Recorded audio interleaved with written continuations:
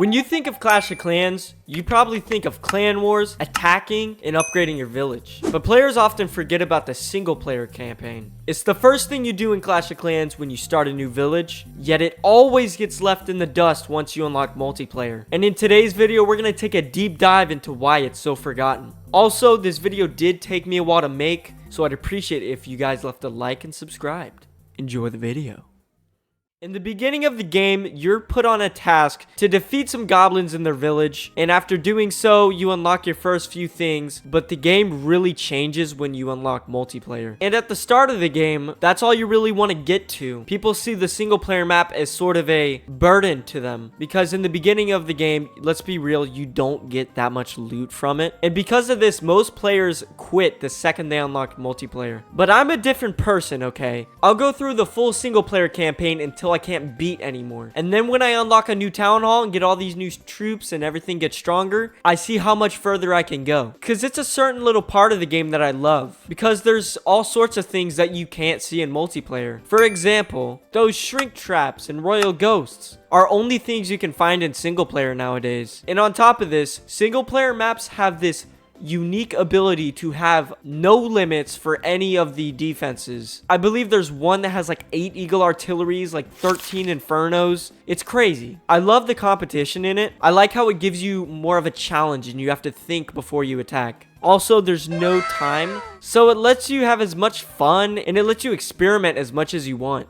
Which leads us into the next reason why I believe that people should start playing it more. Which is, you gain attacking knowledge from doing single player. There's all these really hard challenges with multiple defenses, surpassing the limits of multiplayer, which I think really lets you gain some strategic attacking knowledge that you can't really find anywhere else. So if you're just now starting the game and you're in the beginning stages, use it to your advantage and start attacking and learning new attack strategies without the risk of losing your trophies yet, because it can be really helpful in the long run. Speaking of helping in the long run, have you guys seen how much loot you get from this? There's hundreds of millions of loot in the single player maps that are just ready to be grabbed up, and people just don't do it. And I know, maps can get really hard as time goes on, believe me. And there are certain limits on how far you can go with your town hall, which is something I don't really enjoy too much, but at the same time, it challenges you to push your limits as a Clash player. And I know a lot of people are just like, no, it's not worth my time. Listen, I know it takes a while to do, but in the long run, do you guys see the amount of loot you gain from this? It's absolutely absurd. And you get, I think it's about 600 gems with all the achievements included, which is just amazing for free-to-play players. So if you're free-to-play, definitely check it out. Start doing some attacks, get all that loot, get all those gems, and enjoy yourself. It's meant to challenge you. It's just like base building in my last video. This is an aspect of the game that was meant to be put in and for you to have fun with it. That's why they make all these challenging courses, add all these intricate traps, and to test you as a player, while also being rewarded for it. But rewinding back to the original question of the video, why did people stop? And in my opinion, I think there's just more appeal to other parts of the game, namely multiplayer, clan wars. Even some people probably would rather do clan capital and the clan games rather than do the single player maps, which I kind of see what they're coming from. But come on, guys, we can't just completely forget about a whole aspect of the game. Which reminds me, they have not added a new map in a very long time. Back in the old days, I think the highest was Sherbert Towers, and then they just kept adding on and adding on with more town halls. But now, I think it's Mama's Madhouse that is the highest. It has been the highest for years now, and there's no new updates or anything. So for the people who actually participated in it and finished it all the way, I feel like they're just bored and they want some new maps to mess around with. Because in the campaign, there's certain defenses that are never seen anywhere else. Like that one town hall that shoots back. I can't even name all of them. There's just so many weird and intricate defenses that are just nowhere else to be found in Clash of Clans. And it's a lot of fun to learn how to verse all these defenses. But sadly, not many people actually are that invested into single player to actually care, you know? Maybe I'm just a Clash of Clans fanatic, but I definitely enjoy myself some good single player. But I gotta admit, there's a lack of hype, like, yeah, let's go play some single player maps. No.